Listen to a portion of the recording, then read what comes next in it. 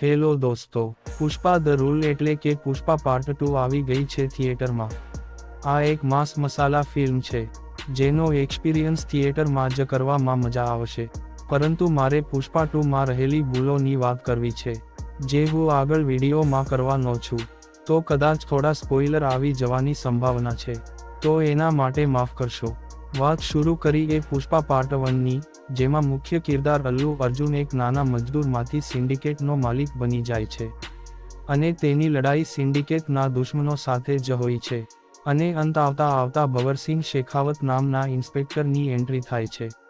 પુષ્પા અને ભવરસિંહના ઈગોની તકરાર સાથે પુષ્પા પાર્ટ 1 ફિલ્મ પૂરી થાય છે. પાર્ટ 2 સીધો જાપાન ગયેલા એક કન્ટેનરની ફાઇટથી શરૂઆત થાય છે, પણ ફાઇટનો નિષ્કર્ષ કંઈ આવતો જ નથી અને મૂવી પાછું પહોંચી જાય છે પુષ્પા જ્યાં બહુ મોટો સ્મગલર બની ગયો હોય છે ત્યાંથી.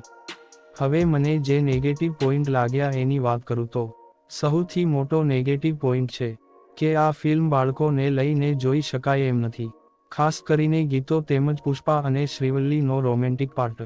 બીજો નેગેટિવ પોઈન્ટ એ છે કે પહેલા પાર્ટમાં શેખાવત સર, જે એક પોલીસ છે, એની સાથે ઈગો ક્લેશ થાય છે.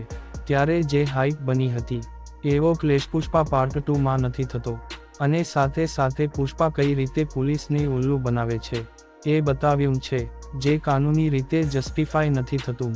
આ પોઈન્ટ કહેવાનું કારણ એક જ કે આ ફિલ્મ યુથને ખોટો મેસેજ પહોંચાડે છે કે પોલીસને તો કોઈ પણ પોતાના ખિસ્સામાં રાખી શકે છે. ત્રીજી ભૂલ છે ફિલ્મમાં આવેલા ફાઇટ સિક્વન્સ, જે ઘણા બધા અલોજિકલ છે, ખાસ કરીને જ્યારે મુખ્ય કિરદારના હાથ અને પગ બાંધેલા હોય ત્યારે. મેં મારી ફિલ્મ સાથેની મારી તકલીફો શેર કરી છે.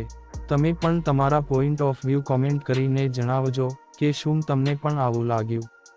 બાકી માસ મસાલા ફિલ્મ છે, મગજ બહુ નહીં દોડાવવાનું, કોઈ મેસેજ પણ નહીં લેવાનો ફિલ્મ પાસેથી, તો ફિલ્મ એન્ટરટેનર તો છે જ, કંટાળો સહેજ પણ નહીં અપાવે. અને જો તમે ફિલ્મ જોઈ લીધી હોય તો મારે તમારા લોકોનો અભિપ્રાય જાણવો છે કે તમારા શું વિચારો છે, મને કોમેન્ટ્સ કરીને અવશ્ય જણાવશો. તો બસ આ જ હતો પુષ્પા ધ રૂલ મૂવીનો મારો અભિપ્રાય. બાકી મળતા રહેશું આવા જ વિડીયો સાથે ચાલતા. જય હિન્દ, વંદે માતરમ.